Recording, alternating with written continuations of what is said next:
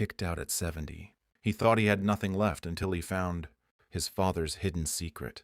Before we start, join our YouTube family by subscribing to the channel. Don't forget to like this video and tell me in the comments where you're watching from and what time it is. Now let's get into the story. At 70 years old, he stood outside his own home with nothing but a small, worn-out bag in his hand. The door behind him closed with a sound that felt heavier than wood and metal. It wasn't just a door. It was 40 years of memories, shutting him out. He didn't knock. He didn't argue. He just stood there for a moment, staring at the ground, as if trying to understand how a lifetime could disappear so quietly. The evening air was cold, but he barely felt it. His fingers tightened around the handle of his bag, the only thing he had been allowed to take. Inside that bag, a few clothes, an old photograph, and a past that no longer had a place. "Don't come back," the voice had said before the door closed. It wasn't angry. That was the part that hurt the most. It was calm, final, like a decision that had been made long ago. He turned slowly and walked away. No destination, no plan, just steps, slow, careful steps, as if each one carried the weight of everything he had lost. The street looked the same as it always had. The same houses, the same trees, the same quiet rhythm of life continuing as if nothing had happened. But to him, everything had changed.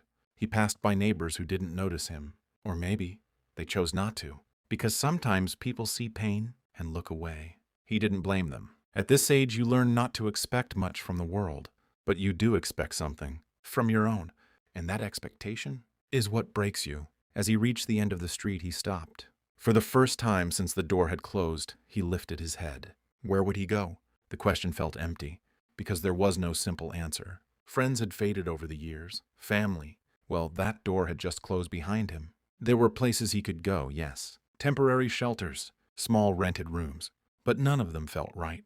None of them felt like belonging. He sat down on a bench nearby. The wood was cold. The silence around him, louder than anything else. He placed his bag beside him and looked at his hands. Old hands. Hands that had worked for decades, built things, fixed things, provided for others. Now they rested, unsure of what to do next. He let out a slow breath. Not a sigh of anger, not even sadness, just acceptance. Because deep down he knew something. This moment didn't begin today. It had been building, quietly, slowly, in small ways that were easy to ignore. Conversations that became shorter. Smiles that felt forced, silence that replaced warmth. He had noticed it. Of course he had, but he chose not to see it, because sometimes the truth is easier to avoid than to face. He reached into his bag and pulled out the photograph. It was old, faded at the edges, a picture of a younger man standing beside a small wooden cabin in the middle of the woods. His father. He stared at it for a long time. Memories began to return. Slowly, like distant echoes, he hadn't thought about that place in years, not since he left. A life in the city, a life filled with work, responsibility, and everything that had just slipped through his fingers. The cabin, it was small, simple, hidden deep in the woods. His father had built it with his own hands. Back when life was quieter, back when things made more sense. He remembered the smell of wood, the sound of wind through the trees, the warmth of a fire on cold nights. It wasn't much, but it was something real. Something untouched by everything that had happened since. He looked at the photograph again, then at the empty road ahead. A thought formed in his mind. Soft at first, then clearer, stronger. The cabin. It had been abandoned for years. No one had gone there. No one cared about it anymore. But it was still there, waiting, or maybe forgotten. He stood up slowly. His body protested, but he ignored it. Because for the first time since the door had closed behind him, he had a direction. The journey wouldn't be easy. He knew that. It had been decades since he last went there. The path would be overgrown. The cabin probably falling apart. But none of that mattered, because right now, it was the only place in the world that still belonged to him. He picked up his bag and began to walk, step by step, not fast, but steady. As the sun began to set, casting long shadows across the road, he felt something shift inside him. Not hope, not yet, but something close. A quiet determination. Because sometimes, when everything is taken from you, you don't stop. You go back to where it all began. The road out of the town stretched ahead of him, long and uncertain. But he didn't look back. There was nothing left behind for him. Only memories. And some memories are better left where they are. Hours passed. The sky grew darker. the air colder. But he kept walking, because the thought of that cabin, that forgotten place in the woods, was pulling him forward. He didn't know what he would find there. Maybe nothing. Maybe just dust, broken wood, and silence. But even that felt better than standing outside a door that would never open again. And as he disappeared into the quiet road leading toward the forest, one question stayed quietly in his mind. After all these years, why did his father never want anyone to go back to that cabin? After all these years, why did his father never want anyone to go back to that cabin? The question stayed with him as the road slowly gave way to dirt, and the dirt gave way to a narrow, forgotten path. By the time the first line of trees appeared, the sky had already turned a deep shade of blue. The forest stood quiet, almost too quiet, as if it had been waiting. He stopped for a moment at the edge. It had been decades. The last time he stood here, he was younger, stronger, and far less alone. Back then, he had walked away from this place without looking back. Now, he was returning with nothing else left. He stepped forward. The ground beneath his feet was uneven, covered in dry leaves and roots that twisted like old memories trying to hold him back. Each step required care. His body wasn't what it used to be, but something inside him pushed him forward. The deeper he went, the more the world behind him seemed to disappear. No noise of cars, no voices, just wind, and the occasional crack of branches under his feet. It felt strange, unfamiliar, yet familiar at the same time, like a place he had once belonged to, but no longer understood. He walked for what felt like hours, guided only by memory. The path wasn't clear anymore. Nature had taken it back. But certain things hadn't changed. The curve of a tree, the slope of the ground, the distant sound of water flowing somewhere nearby. And then he saw it. The cabin. It stood exactly where he remembered. And yet not at all the same. Time had not been kind. The wooden walls were faded, parts of the roof slightly broken, and the door hung unevenly, as if it had been opened and closed 1,000 times by no one at all. He stood there in silence, looking at it, breathing slowly. This was it, the place his father had built with his own hands, the place he had left behind, and now, the place he had returned to, with nowhere else to go. He stepped closer. The ground creaked beneath him as he walked up to the door. For a moment, he hesitated, not out of fear, but because of what it meant. Opening that door wasn't just entering a cabin. It was stepping into the past. He reached out and pushed it open. The sound echoed inside like a long-forgotten memory waking up.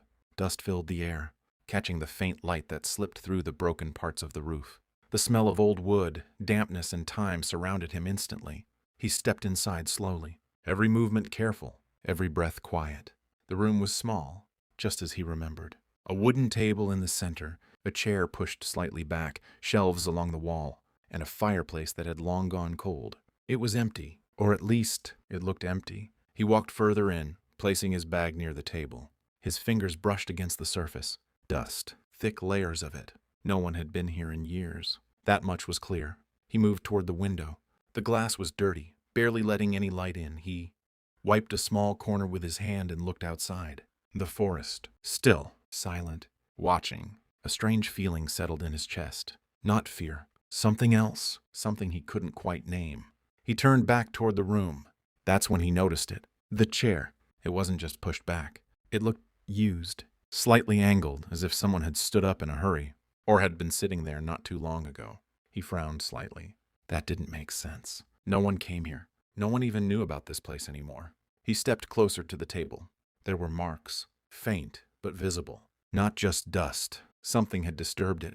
Recently, his heart beat a little faster. He looked around more carefully now. The shelves, the floor, the corners of the room. And then he saw something else. Near the fireplace, a small section of the wooden floor looked different, darker, slightly uneven, as if it had been moved or replaced. He walked toward it slowly, each step heavier than the last. He knelt down carefully, placing his hand on the wood. It felt solid, but not the same as the rest. There was a slight gap, barely noticeable, but enough. He looked around again. The silence in the cabin felt thicker now, like it was holding something back. He reached into his bag and pulled out a small tool he had carried for years. Old habits never really leave you. With slow, careful movements, he pressed it into the edge of the wooden panel. It resisted at first. Then it gave. Just slightly, enough for him to grip. He pulled. The wood lifted with a low creak, revealing darkness beneath. His breath caught for a moment. A hidden space. Under the floor. He set the panel aside and leaned closer, trying to see inside. It was too dark. He reached for the small flashlight he carried and turned it on. The beam cut through the darkness, and what it revealed made him freeze. A metal box, old, covered in dust, but intact. His hands hesitated for a moment before reaching down and pulling it up. It was heavier than he expected. He placed it carefully on the table. The surface was cold, unfamiliar, and yet it felt important. Very important. His heart was beating faster now, not from fear, but from something else. Curiosity, anticipation. He stared at the box for a long moment. Then slowly, he opened it.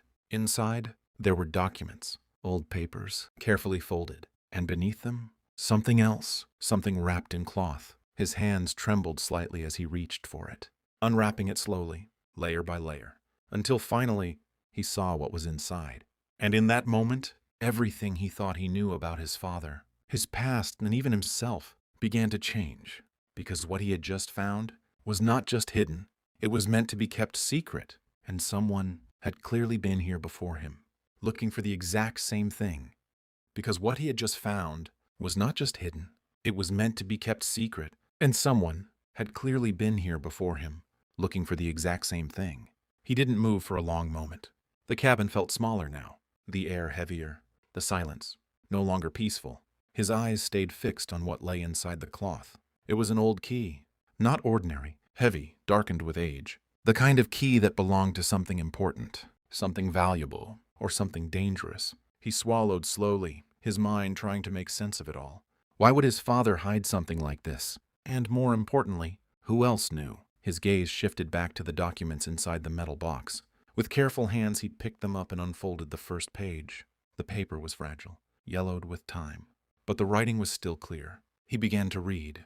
At first, it didn't make sense. Numbers, names, locations, but as he continued, the pieces slowly began to come together.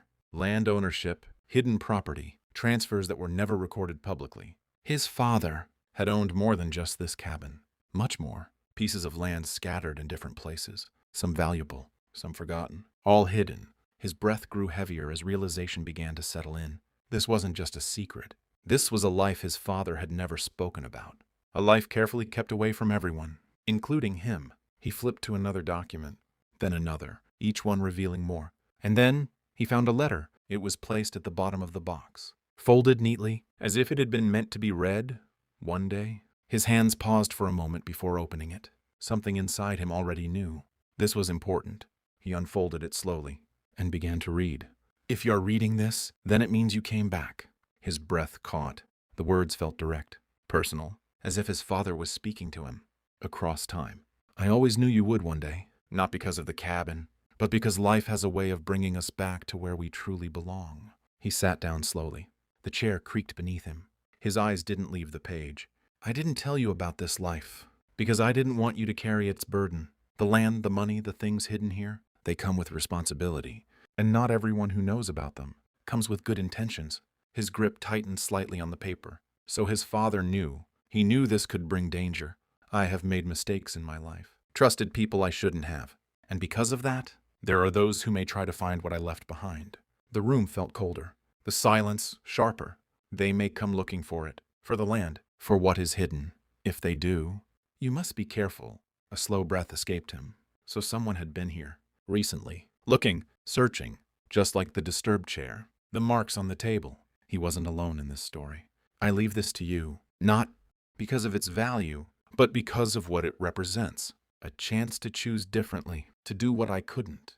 His eyes softened slightly. A chance, after everything that had happened. A chance. The letter continued. There is one final thing. The key you found. It does not belong to this cabin. It opens something else. Something I kept separate. For a reason. His heart beat faster. Another secret. Another layer. Follow the old river path. There is a place beyond the trees, where I built something long ago. That is where the truth rests.